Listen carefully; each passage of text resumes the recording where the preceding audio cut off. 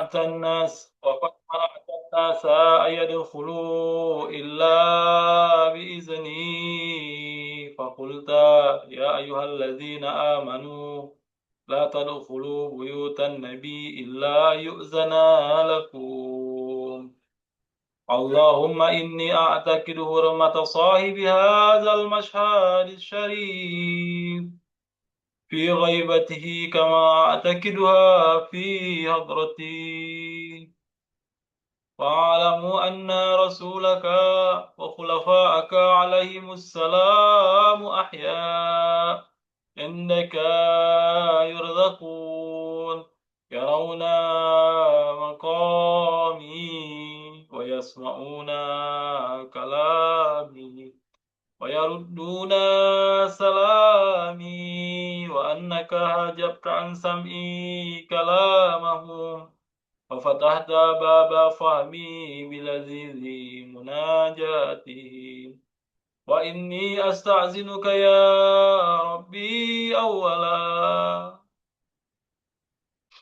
وأستأذن رسولك صلى الله عليه وآله ثانيا وأستأذن خليفتك الإمام المفروض علي طاعة والملائكة الموكلين بهذه البقعة المباركة ثالثا أدخل يا رسول الله أدخل يا حجة الله أدخل يا ملائكة الله المقربين المقيمين في هذا المشهد فأذن لي يا مولاي في الدخول أفضل ما أذنت لأحد من أوليائي وإن لم أكن أهلا لذلك فأنت أهل لذلك اللهم صل على Muhammad wa ali Muhammad. Bapak Ibu sekalian, semoga kita semua diterima sebagai peziarah disambut oleh Imam Ridho alaihissalam. Rumah kita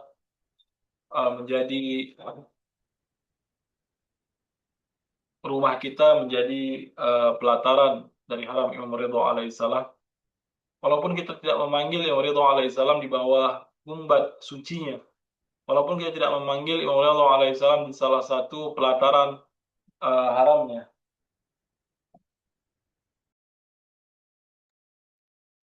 tapi kita semua memanggil Imam Ridho alaihissalam dari rumah kita masing-masing.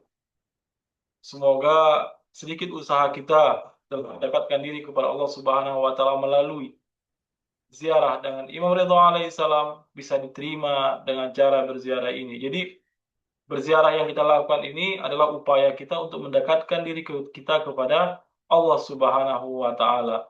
Jangan pernah kita menganggap bahwa Allah dengan imam adalah dua hal yang berbeda, sehingga ketika kita berdoa meminta hajat dalam artian kita hanya minta hajat kepada Imam Ridho misalnya, kita meminta hajat kepada Imam Husain alaihissalam. Tidak, kita tidak pernah meminta hajat hanya kepada mereka, dalam artian mereka lah yang mengabulkan, mereka lah yang memenuhi semua hajat-hajat kita. Itu adalah sebuah persepsi yang salah. Ketika kita katakan kita berdoa meminta kepada Imam Ridho alaihissalam, itu artinya adalah kita bertawasul kepada Imam Ridho alaihissalam, kita bertawasul kepada Imam Husain alaihissalam, kita bertawasul dengan imam-imam yang ada dengan Rasulullah Shallallahu Alaihi Wasallam, supaya apa? Supaya Allah Subhanahu Wa Taala mengabulkan apa yang kita hajatkan. Ya benar, doa kita didengar oleh Rasulullah Shallallahu Alaihi Wasallam. Tidak ada doa yang tidak didengarkan oleh Allah Subhanahu Wa Taala, akan tetapi doa yang disampaikan oleh orang terdekatnya, orang-orang yang yang dekat dengannya, maka doa itu pasti akan lebih dalam artian doa itu pasti akan dipenuhi, doa itu pasti akan diberikan dengan pemberian sebaik-baiknya pemberian. Nah, itulah yang kita harapkan ketika kita meminta Terkadang apa yang kita minta mungkin tidak sesuai dengan kebutuhan kita. Kita menganggap permintaan kita adalah hajat kita, tetapi terkadang apa yang kita minta adalah hal yang menghancurkan kita. Ada hal-hal seperti itu. Akan tetapi ketika para maksumin alaihissalam meminta kepada Allah Subhanahu wa taala, Allah Subhanahu wa taala akan memberikan dengan cara yang terbaik buat kita semua. Semua doa akan dijabah oleh Allah Subhanahu wa taala. Tidak ada doa-doa kita yang tidak terijabah oleh Allah Subhanahu wa taala. Akan tetapi keterkabulan doa itu membutuhkan saat, tempat, dan kondisi yang terbaik buat kita semua. Dah, itulah yang kita harapkan. Dalam artian apa? Penjagaan dari Allah Subhanahu wa taala, penjagaan dari para maksumin alaihissalam, termasuk tawasul-tawasul kita, ziarah kita, apa yang ingin kita tunjukkan wahai imam. Alhamdulillah hari ini saya terhubung. Kalau kita yakin bahwa hari ini kita terhubung dengan Imam Ridho alaihissalam, setiap minggu kita bisa terhubung dengan Imam Ridho alaihissalam, insya Allah keterjagaan ini akan lebih lebih pasti, dalam artian harapan kita terhadap seluruh persoalan yang kita miliki. Kita memiliki keyakinan bahwa ternyata kita tidak sendiri dengan semua masalah yang kita miliki. Ada para maksumin alaihissalam, manusia-manusia suci, hamba terbaik Allah Subhanahu wa taala, melihat kita. Mereka memperhatikan kita. Mereka khalifatullah fil ard, yang memperhatikan kita di muka bumi ini, sehingga itu menjadi sebuah uh, keberuntungan, harapan bagi kita semua. Baik, kita lanjutkan doa kita Bapak Ibu sekalian, doa ziarah kita, dan ini adalah teksnya. Bismillahirrahmanirrahim. Asyhadu an la ilaha illallah wahdahu la syarikalah, wa asyhadu anna Muhammadan abduhu wa rasuluh, وأنه سيد الأولين والآخرين، وأنه سيد الأنبياء والمرسلين. اللهم صل على محمد عبدك ورسولك ونبيك وسيد خلقك أجمعين، صلاة لا يقوى على إحصائها غيره. اللهم صل على أمير المؤمنين علي بن أبي طالب عبدك وأخي رسولك، الذي انتجبته بعلمك وجعلته هاديا لمن شئت من خلقك، والدليل على من بعثته برسالتك، وديان الدين بعدلك، وفصل قضائك بين خلقك، والمهيمن على ذلك كله، والسلام عليه ورحمة الله وبركاته. اللهم صل على فاطمة بنت نبيك وزوجة وليك وأم سبطين الحسن والحسين، سيد شباب أهل الجنة، الطهرة الطاهرة المطهرة التكية النقية الردية الزكية، سيدة نساء أهل الجنة أجمعين، صلاة لا يقوى على إحصائها غيره. اللهم صل على الحسن والحسين، سبطا نبيك وسيد شباب أهل الجنة، القائمين في خلقك، والدليلين على من بعثت برسالتك، وديان الدين بعدلك، وفصل قضائك بين خلقك. اللهم صل على علي بن الحسين، عبدك القائم في خلقك، والدليل على من بعثت برسالتك، وديان الدين بعدلك، وفصل قضائك بين خلقك، سيد العابدين. اللهم صل على محمد بن علي، عبدك وخليفاتك في أرضك، باكر علم النبيين. اللهم صل على جعفر بن محمد الصادق، عبدك وولي دينك وهجتك على خلقك أجمعين. الصادق البار. اللهم صل على علي. اللهم صل على موسى بن جعفر عبدك الصالح ولسانك في خلقك الناطق بحكمك وهجة على بريتك. اللهم صل على علي بن موسى الرضا المرتضى. اللهم صل على علي بن موسى الرضا المرتضى. اللهم صل على علي بن موسى الرضا المرتضى عبدك وولي دينك القائم بعدلك والداعي إلى دينك ودين آبائه الصادقين صلاة لا يقوى على إحصائها غيرك. اللهم صل على محمد بن علي عبدك ووليك القائم بأمرك والداعي إلى سبيلك. اللهم صل على علي بن محمد عبدك وولي دينك. اللهم صل على الحسن بن علي العامل بأمرك القائم في خلقك وهجتك المعدي عن نبيك وشهدك على خلقك المخصوص بكرامتك الداعي إلى طاعتك وطاعة رسولك صلواتك عليهم أجمعين. اللهم صل على حجتك ووليك القائم في خلقك صلاة تامة نامية باقية تعجل بها فرجا وتنصره بها وتجعلنا معه في الدنيا والآخرة.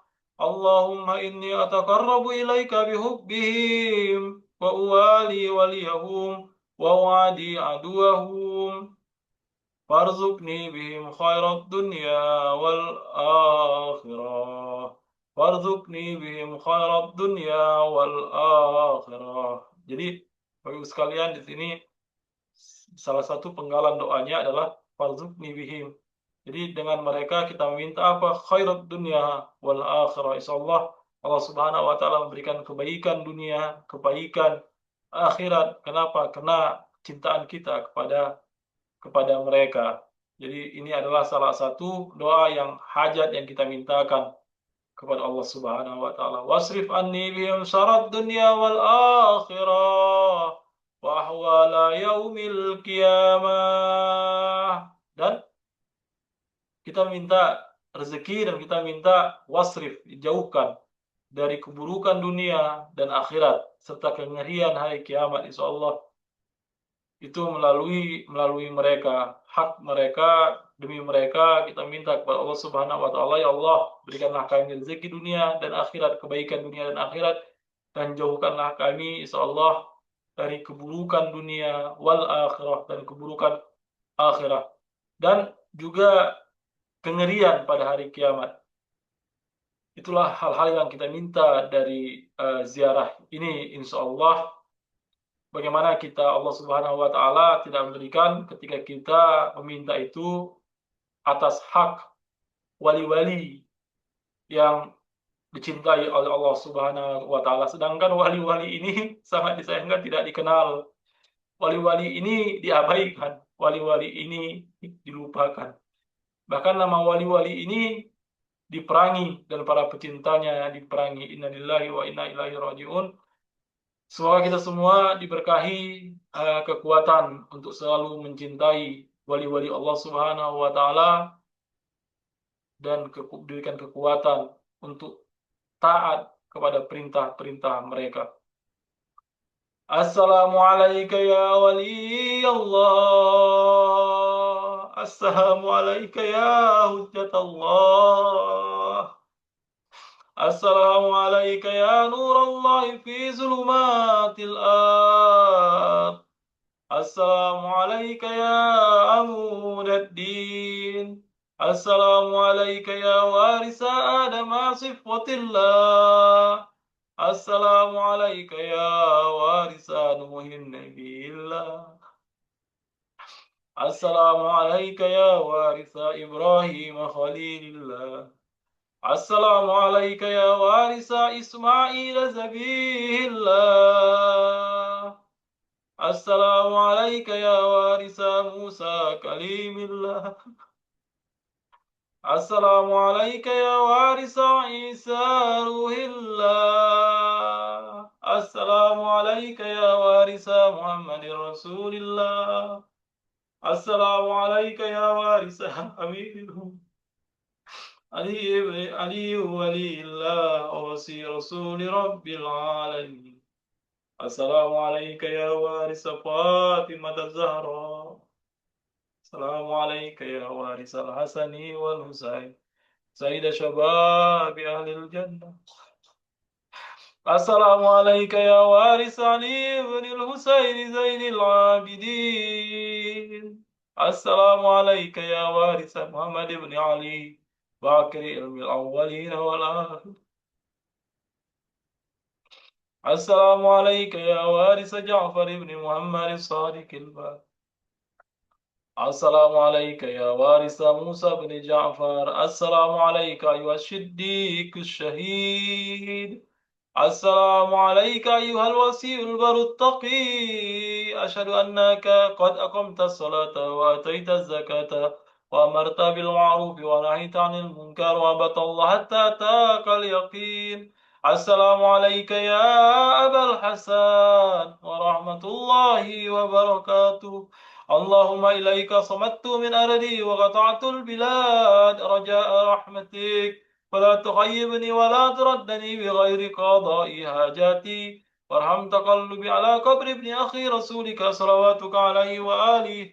بأبي أنت وأمي يا مولاي أتيتك زائرا وافدا عائزا مما جنيت على نفسي واعتطفت على ظهري، فكل شافيا إلى الله يوم فقري وفاقتي، ولك عند الله مقام محمود وأنت عنده وجيه. اللهم إني أتقرب إليك بحبهم وبولاياتهم، أتولى آخرهم بما توليت به أولهم، وأبرأ من كل وليجة دونهم. اللهم لعن الذين بدلوا نعمتك واتهموا نبيك وجاهدوا بآياتك واستغفروا بإمامك وحملوا الناس على أكتاف آل محمد.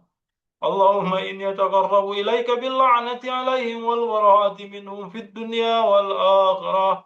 يا رحمن صلى الله عليك يا أبا الحسن. صلى الله على روحك وبدانك صبرت وأنت الصادق المصدق. قتل الله من قتلك بالأيدي والألسن. اللهم صل على Muhammad wa ali Muhammad wa ajil farajahum. Bapak Ibu sekalian, itu di ziarah kita. Sebagai penutup, silakan Bapak Ibu sekalian berziarah sesuai dengan bahasa masing-masing. Sampaikan bahasa hati kita untuk Imam Ridha alaihissalam. Silakan Bapak Ibu sekalian.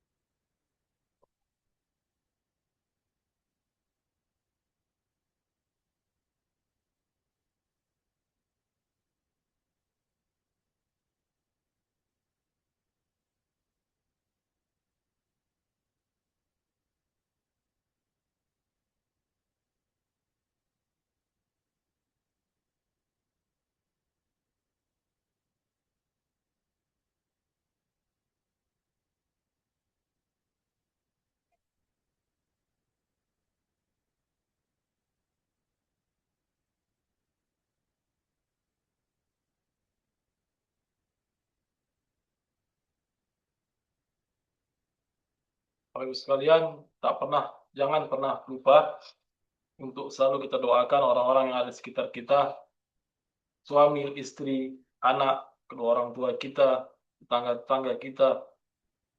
Mereka memiliki hak untuk kita doakan, bahkan mereka lebih berhak daripada diri kita sendiri. Semoga Allah Subhanahu wa taala memberikan semua kebaikan dan menjauhkan keburukan kepada mereka. Amin amin ya rabbal alamin. Buat mereka yang telah berpulang kepada kita, semoga Allah Subhanahu wa taala lapangkan kuburnya, bahagiakan mereka di sana. Doa kita juga untuk para pecinta Ahlul Bait sallallahu alaihi dimanapun mereka berada, terkhusus mereka yang hari ini sedang berjuang. Semoga Allah Subhanahu wa taala segera memenangkan mereka, dan bagi yang meninggal syahid, semoga Allah Subhanahu wa taala mengangkat derajat mereka, terkhusus buat Ayatullah Al-Uzma Said Ali Khamenei. Semoga Allah Subhanahu wa taala angkat derajatnya setinggi-tingginya, yang beliau telah dimakamkan juga di Haram Imam Ridha alaihissalam. Buat para ulama, terkhusus pemimpin kita Sayyid Ayatullah Sayyid Mujtaba Khamenei, semoga Allah Subhanahu wa taala panjang umur beliau, memberikan beliau senantiasa kesehatan dan memberikan kesembuhan kalau beliau hari ini masih sakit, dan petunjuk-petunjuk dalam memimpin umat ini insyaallah. Dan terakhir yaitu sama-sama kita doakan buat kezuhuran Imam Mahdi Ajallahu Ta'ala Farajah. Ziarah kita sebenarnya adalah ziarah untuk meminta satu hal ini. Semoga dengan ziarah kita ini menjadi cara mempercepat kezuhuran Imam Mahdi Ajallahu Ta'ala Farajah. Setiap ziarah para peziarah Imam Ridha alaihissalam ke Karbala, Amirul Mukminin, umrah, haji, adalah upaya untuk kezuhuran Imam Mahdi Ajallahu Ta'ala Farajah. Sama-sama kita bacakan doa keselamatan untuk beliau. Bismillahirrahmanirrahim. Allahumma qul liwali al-hujjati banil hasan salawatuka alaihi wa ala abai fi hazihi sa'ah وفي كل ساعة وليا وحافظا وقائدا وناصرا ودليلا وعينا حتى تسكنه أرضك طوعا وتمتعه فيها طويلا برحمتك يا أرحم الراحمين. Baik Bapak sekalian, kita di ziarah kita, dan kita tutup insyaallah acara ziarah kita ini dengan selawat khassa Imam Ridha alaihissalam. Semoga ziarah kita semua diterima oleh Allah Subhanahu wa taala sebagaimana mereka yang berziarah ke Haram Imam Ridha alaihissalam. Bismillahirrahmanirrahim. Allahumma salli ala Ali ibn Musa Ridha al-Murtada الإمام التقي النكي وهجتك على من فوق الأرض ومن تحت الثرى الصديق الشهيد صلاة كثيرة تامة زاكية متواصلة متواترة مترادفة كأفضل ما صليت على أحد من أوليائه. Allahumma sholli ala Muhammad wa ali Muhammad wa ajil farajahum. Sekalian, itu tadi ziarah kita, dan kita akan lanjutkan pada acara berikutnya, yaitu ngaji kitab Ulul Akbar Allah.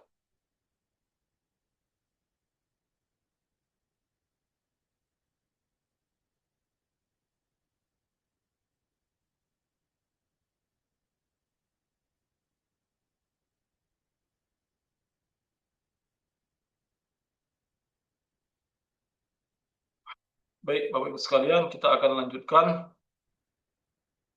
uh, kitab Uyun Akhbar Ridho kita, itu bab 10, hadis ke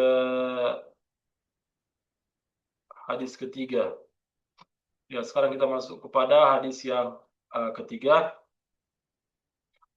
Bismillahirrahmanirrahim. Haddatsana Abi Muhammad bin Hasani bani Ahmad bin Walid radhiyallahu anhu qala, ayahku dan Muhammad bin Hasan bin Ahmad bin Al-Walid radhiyallahu anhu meriwayatkan kepada kami, keduanya berkata. Jadi Syekh Saduq mengambil hadis ini dari ayahnya, dan ayahnya mengambil hadis ini dari Muhammad bin Hasan bin Ahmad bin Al-Walid radhiyallahu an. Dan haddatsana Muhammad bin Yahya At-Tar, Muhammad bin Hasan mengambil hadis dari Muhammad bin Yahya Al-Attar an Ahmad bin Husaini bin Sa'id, dari Ahmad bin Al-Husain bin Sa'id, dan diambil dari Ahmad bin Husain an Muhammad bin Jumhur, dari Muhammad bin Jumhur an Ahmad bin Hammad, dari Ahmad bin Ahmad qala, beliau berkata, kana ahadul qaumi Utsman bin Isar Rawasi. Ahmad bin Hammad berkata, salah seorang wakil atau pengelola urusan harta itu imam adalah Utsman bin Isa Al-Rawasi. Jadi ini salah satu lagi, kemarin kita membaca ada wakil yang lain. Jadi ini adalah salah satu wakil imam juga. Wa kana yakunu bi Misr, dan ia berada di Mesir. Jadi Utsman bin Isa ini berada di Mesir, dan dia adalah wakil dari Musa Kazim alaihissalam. Dan dia nanti juga adalah salah satu orang yang mengingkari keimaman Imam Ridha alaihissalam. Wa kana indahu malun katsirun wa sitta jawari. Di tangannya terdapat harta yang banyak dan 6 orang budak perempuan. Bayangkan, ada hartanya dan banyak, dan imam juga mengamanahkan beberapa budak perempuan kepadanya. Qala fa ba'asa ilaihi Abul Hasan Ar-Ridha alaihissalam fihinna wa fil mali. Maka Abul Hasan Ar-Ridha, yaitu Imam Ridha alaihissalam, mengirim surat kepadanya mengenai budak-budak perempuan itu dan mengenai harta-harta tersebut. Setelah meninggalnya Imam Musa Kazim alaihissalam, Imam alaihissalam menghubungi seluruh wakil-wakil yang ada dan membahas tentang harta dan yang diamanahkan kepada mereka. Qala fakataba ilaihi an abaka lam yamut. Lalu ia menulis. Siapa menulis? Si Utsman tadi. Jawab oleh Utsman bin Isa tadi, menulis, sesungguhnya ayahmu belum wafat. Bayangkan, ketika imam meminta, itu Imam Ridha alaihissalam, malah mereka mengingkari dan mereka mengatakan bahwa Imam Musa Kazim alaihissalam masih hidup. Qala fakataba ilaihi anna abi qad mata. Maka beliau menulis kembali, sesungguhnya ayahku telah wafat. Wa qad qasamna mirasah, dan kami telah membagikan warisannya. Jadi ada harta-harta yang menjadi hak milik pribadi dari Imam Musa Kazim alaihissalam, dan itu pasti diwariskan. Tetapi ada hak-hak, itu Baitul Mal, yang menjadi hak dalam pengelolaan Imam Musa Kazim alaihissalam, dan itu menjadi hak yang akan dikelola, dilanjutkan oleh Imam Ridha alaihissalam. Waqad sahhatil akhbaru bimautih, dan berita wafatnya telah terbukti kebenarannya. Ya, sebagaimana kita ketahui sebelumnya bahwa yang menyaksikan meninggalnya Imam Musa Kazim alaihissalam bukan keluarga Imam Ridha alaihissalam. Imam Musa Kazim alaihissalam tidak meninggal di rumahnya atau di rumah Imam Ridha alaihissalam, tetapi Imam Musa Kazim alaihissalam meninggal di mata penguasa pada saat itu, yaitu Harun ar-Rasyid. Sehingga kematian Imam Musa Kazim alaihissalam, meninggalnya Imam Musa Kazim alaihissalam, adalah meninggal yang disaksikan oleh khalayak ramai secara tidak langsung. Jadi kekuatan penguasa pun telah mengakui akan meninggalnya Imam Musa Kazim alaihissalam, dalam artian Baghdad sebagai pusat kekhalifahan pada saat itu. Wahtajja alaihi fih, dan beliau mengumumkan berbagai hujah kepadanya mengenai hal ini. Qala fakataba ilaih, ia menulis kembali kepada beliau, illam yakun abuka mata falaisa laka min zalika syai'un. Jika ayahmu belum wafat, maka engkau tidak mempunyai hak sedikit pun atas semua itu. Bayangkan, dia hanya mengklaim saja. Jadi apa? Hanya mengklaim untuk menolak memberikan hak dari Imam Ridha alaihissalam. Wa in kana qad mata ala ma tahki, dan jika ia memang telah wafat sebagaimana yang telah engkau katakan, falam ya'murni bidaf'i syai'in ilaika, maka ia tidak pernah memerintahkanku untuk menyerahkan sesuatu pun kepadamu. Ya, karena dia berada di Mesir, dalam artian uh, merupakan sebuah kedustaan sebenarnya. Kita mengetahui bahwa Imam Musa Kazim alaihissalam telah beberapa kali meriwayatkan bahkan kepada orang-orang tertentu bahwa Imam Ridha alaihissalam adalah pengganti setelahnya. Itu riwayat-riwayatnya telah kita bacakan, dan sudah menjadi pengetahuan bagi para pecinta Ahlul Bait semuanya, bahkan para pemimpin-pemimpin itu telah diberitakan. Dan disinilah sebagaimana riwayat yang pertama, kenapa Imam Musa Kazim alaihissalam dikatakan sebagai Kazim, yaitu orang yang menahan amarahnya. Bayangkan, dia mengangkat orang-orang tertentu menjadi orang yang terdekat kepadanya seperti Utsman bin Isa ini dan wakil-wakil yang lain. Tetapi di satu sisi dia mengetahui bahwa orang yang dia angkat ini semuanya satu hari akan mengkhianati dia.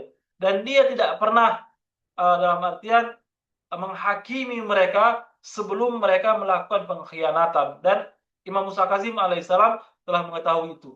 Oleh sebab itu dikatakan Imam Musa Kazim alaihissalam sebagai Kazim. Kazim itu adalah gelarnya. Apa Kazim? Adalah orang yang menahan amarahnya. Ini sudah kita terangkan dalam riwayat yang pertama. Dan kita saat ini, hari ini sedang membaca riwayat yang ketiga. Falam ya'murni bidaf'i syai'in ilaika, maka ia tidak pernah memerintahkanku untuk menyerahkan sesuatu pun kepadamu. Waqad a'taqatul jawari, dan aku telah memerdekakan para budak perempuan itu. Wa tazawwajtuhunna, dan aku telah menikahi mereka. Sebenarnya ini adalah bagi kita hari ini jelas kalau ini hanya sebatas alibi saja, alasan saja. Bayangkan, dia diserahkan amanah beberapa budak wanita, yang akhirnya apa? Yang akhirnya budak itu dia nikahi sendiri, dan seluruh hartanya dia gunakan sendiri. Nah, qala musannif hazal kitab, Syekh Saduk itu menuliskan keterangan penyusun kitab ini, berkata, lam yakun Musa bin Ja'far mimman yajma'ul mal. Nah, dia menjelaskan kenapa harta-harta Imam Musa Kazim alaihissalam itu tidak dipegang oleh Imam Musa Kazim alaihissalam. Kenapa harta itu harus tersebar kepada wakil-wakilnya? Nah, disinilah Syekh Saduk memberikan penjelasan. Musa bin Ja'far alaihissalam itu, Imam Musa bin Ja'far alaihissalam bukanlah orang yang mengumpulkan harta, walakinnahu hasala fi waqtir rasyid, akan tapi beliau hidup pada masa Harun ar-Rasyid. Nah, pada masa pemerintahan Harun ar-Rasyid adalah pada masa pemerintahan di mana orang-orang seperti Imam Musa Kazim alaihissalam itu dimata-matai. Jadi mereka tidak pernah membiarkan Imam Musa Kazim alaihissalam itu sebenarnya bebas. Dan sebagaimana kita tahu bahwa akhir dari kehidupan Imam Musa Kazim alaihissalam, walaupun ia tidak memegang seluruh harta yang ada sebagaimana harta yang dipegang oleh wakil-wakilnya, akhir kehidupan Imam Musa Kazim alaihissalam tetap dalam artian di penjara, dikungkung, dibawa ke Baghdad, diletakkan di mana, di bawah mata Harun ar-Rasyid. Nah, bagaimana kalau Imam Musa Kazim alaihissalam memegang seluruh harta tersebut? Maka itu akan menjadi fitnah buat Imam Musa Kazim alaihissalam, dan kita tidak tahu peristiwa apa yang akan menimpa Imam Musa Kazim alaihissalam kalau harta-harta itu semua jatuh atau berada di bawah kontrol Imam Musa Kazim alaihissalam. Waka surah a'da'uh, dan musuh-musuh beliau sangat banyak. ya musuh yang paling besar adalah khalifah atau penguasa pada zaman itu. Walam yaqdir ala tafriq ma kana yajtami'u illa 'alal qalili mimman yathiqu bihim fi kitmanis sir. Beliau tidak mampu menyalurkan harta yang terkumpul itu kecuali melalui sedikit orang yang beliau percayai dalam menjaga rahasia. Bahkan termasuk wakil-wakil sendiri pun adalah wakil-wakil yang sebenarnya tidak bisa dipercaya. Itulah kondisi Imam Musa Kazim. Dia pada saat itu memiliki banyak pengikut, orang-orang yang memberikan humus, tetapi orang-orang terdekatnya adalah orang-orang yang tidak bisa dipercaya. Fajtama'at hazil amwalu liijlil zalik. Karena itulah harta-harta tersebut terkumpul warada alla yuhaqqiqa ala nafsihi qaula man kana yas'a bihi ila rasyid, dan beliau tidak ingin membenarkan tuduhan orang-orang dan mengadukan kepada Harun ar-Rasyid. Jadi sebagaimana saya katakan tadi, Imam tidak ingin harta itu hanya dijadikan sumber fitnah, di mana menjadi alat ketika Imam dituduh untuk melakukan perlawanan. Wa yaqulu innahu tahmalu ilaihil amwal, yang mengatakan bahwa harta-harta dikirimkan kepada beliau. Wa yu'taqadu lahul imamah, dan bahwa masyarakat meyakini imamah beliau. Nah, Imam menjaga itu. Imam menjaga hal ini supaya tidak diakui, dalam artian Imam bukan tidak siap berperang, tapi berperang pada masa itu hanya akan menjadikan Karbala kedua. Dan kita tahu bahwa riwayat-riwayat sebelumnya bagaimana Harun ar-Rasyid membantai para Said dan Sadah.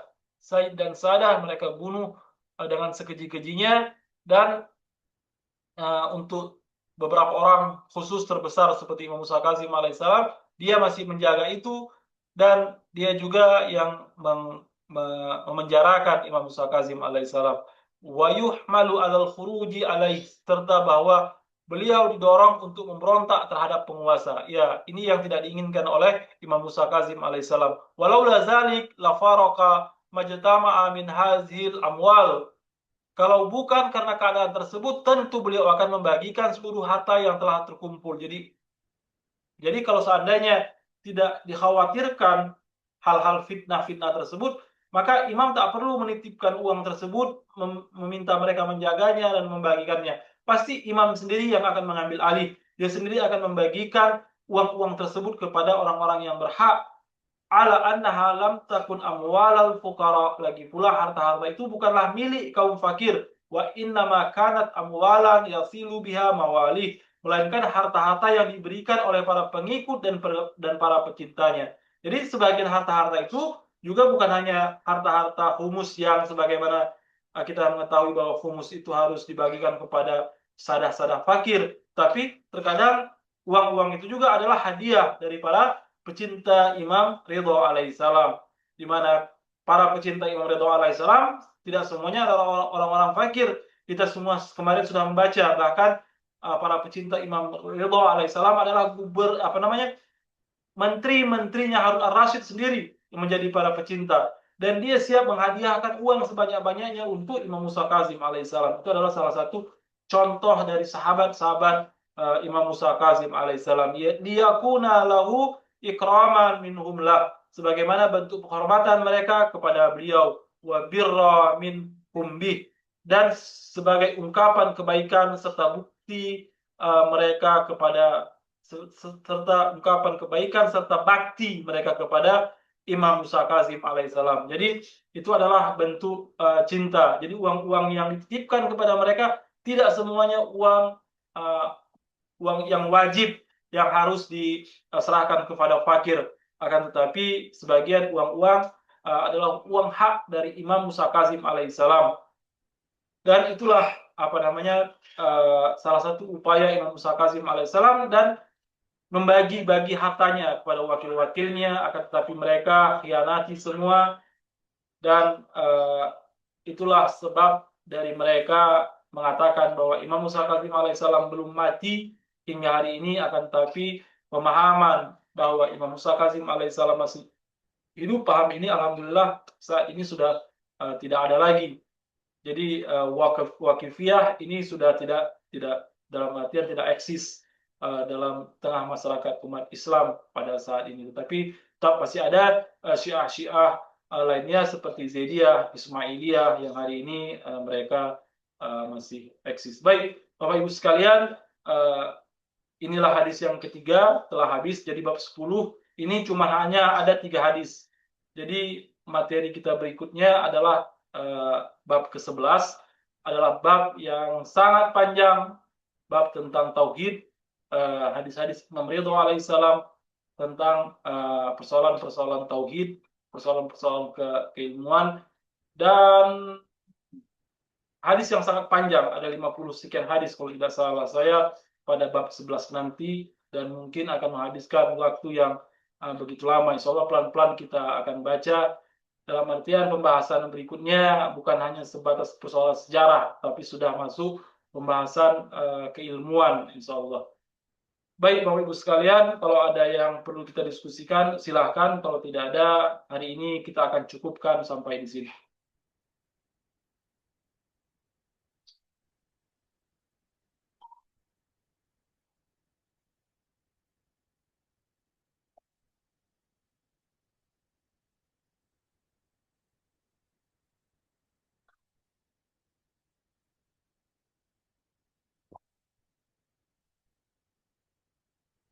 Baik, kalau tidak ada, saya akan akhiri kajian kita pada sore hari ini. Saya ucapkan terima kasih banyak kepada Bapak Ibu sekalian yang telah menyertai saya dalam acara kajian ini. Semoga menjadi berkah kebaikan bagi kita semua, menambah amal, bahkan menjadi amal jariah insya Allah bagi kita semua, karena kecintaan kepada Imam Ridho alaihissalam ini adalah sebuah ibadah yang tidak hanya terputus pada waktu saja. Katanya bahwa semakin sering orang menziarahi Imam Ridho alaihissalam, insya Allah Imam Ridho alaihissalam maka akan sering-sering menziarahi kita di alam kubur nanti, insya Allah. Amin amin ya rabbal alamin.